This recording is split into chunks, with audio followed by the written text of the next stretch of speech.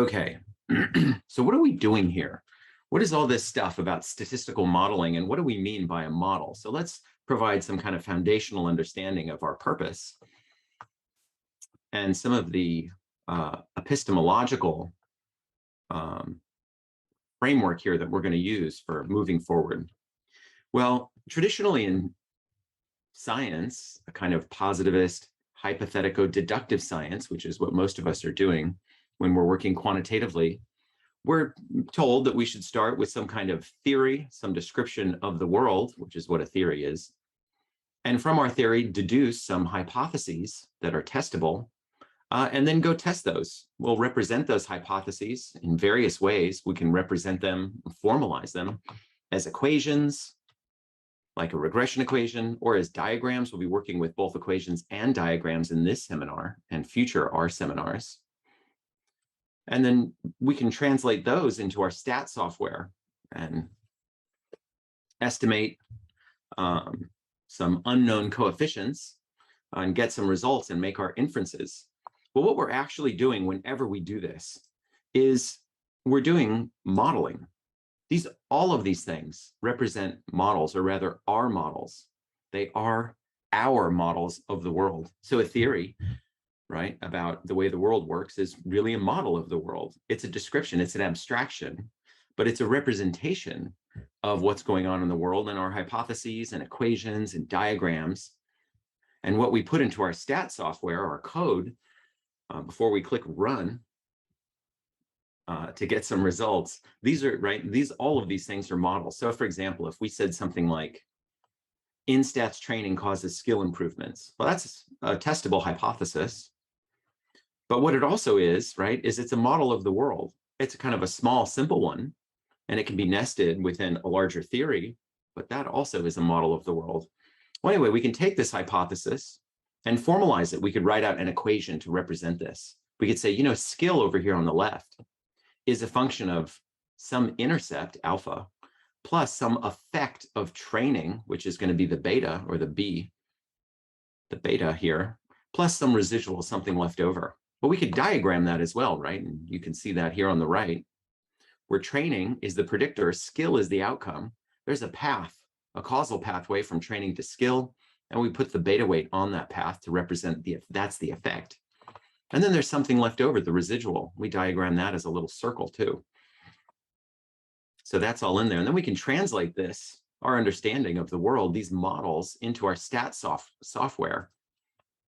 And when we do that, we're doing modeling. All of these things are models. So hypotheses and theories, right? Those are models, but represented in natural language. Whereas an equation or a diagram is a different, right, kind of model, but it's still a representation of the world in each case, the diagram and the equation. So whenever we talk about modeling, we're just really what we're doing is we're representing the world. Well, we've been doing that all along. We've been doing that with our theories and hypotheses, with diagrams, etc. And then we translate that into stat software like this over here.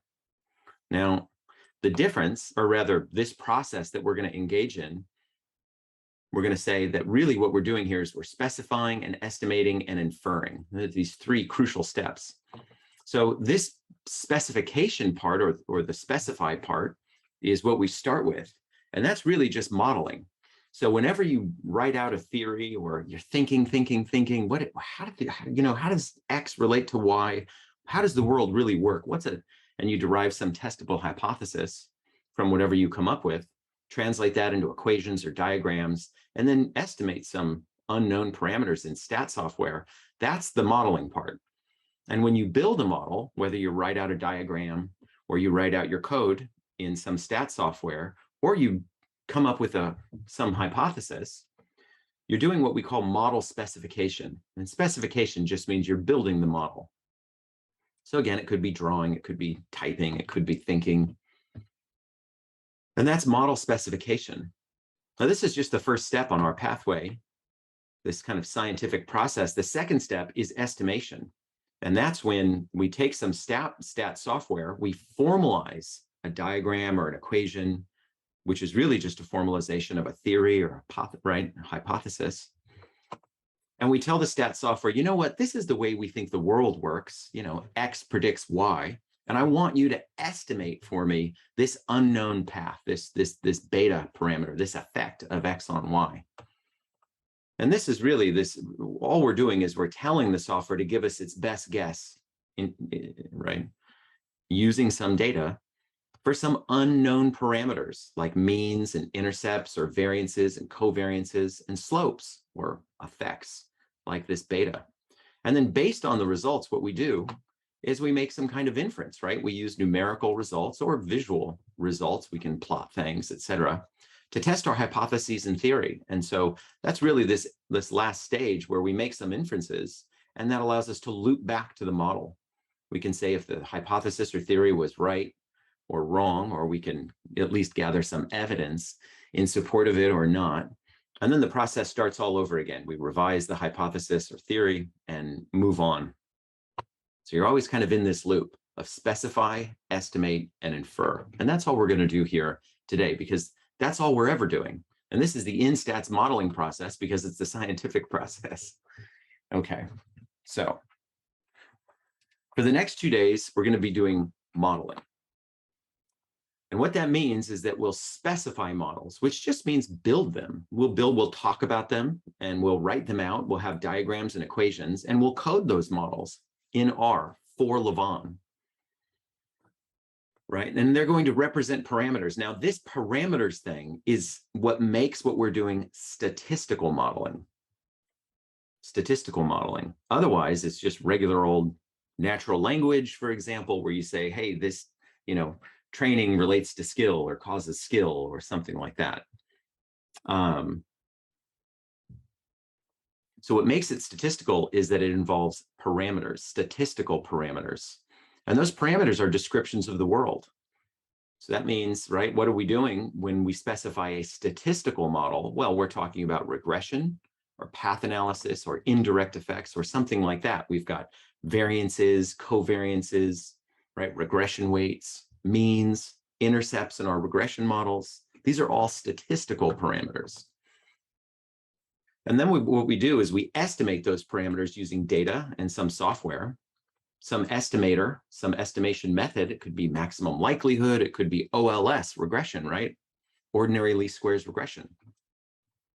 And then what we do is we make inferences based on our results.